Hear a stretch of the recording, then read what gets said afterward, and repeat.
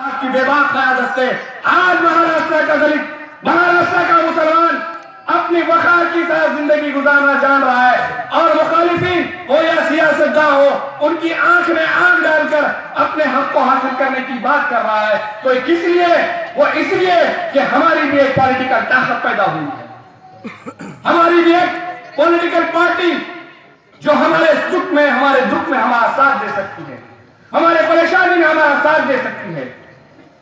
जहां खेड़ा में दलित समाज पर जुल्म हुआ तो नकीब मिल्लत अलहाज बैरिस्टर सफदुद्दीन ओवैसी साहब पहुंचे। उस दलित समाज को इंसाफ दिलाने के लिए वहां पर पहुंचा ही नहीं, बल्कि पार्लियामेंट में भी उसके खिलाफ आवाज उठाई। फौरी स्टेट के चीफ मिनिस्टर ने इंक्वायरी बैठाई। जहां कहीं पर भी जुल्म हुआ नकीब मिल्लत पहुंचे, अकबरुद्दीन ओवैसी साहब पहुंचे, महाराष्ट्र के कोने कोने में सैयद मोइन साहब पहुंचे। बेकसूर बच्चों को जेलों में डाला गया तो कानूनी इमदाद की 50-50 हजार की इमदाद की।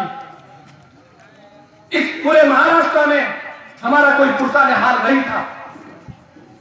बेकसूर बच्चों को जब जेलों में डाला जा रहा था तो कोई पूछने वाला नहीं था।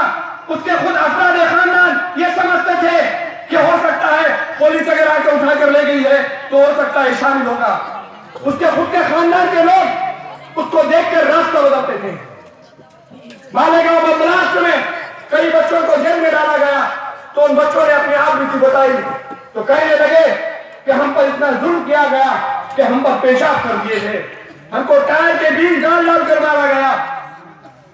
जबकि उस मालेगांव महाराष्ट्र में मुलविस कोई और लोग थे।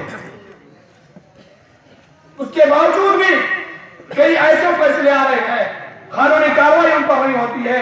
अगर हाईकोर्ट से किसी को बेल मिलती है तो हुकूमत की जिम्मेदारी है कि सुप्रीम कोर्ट में उसको चैलेंज करे।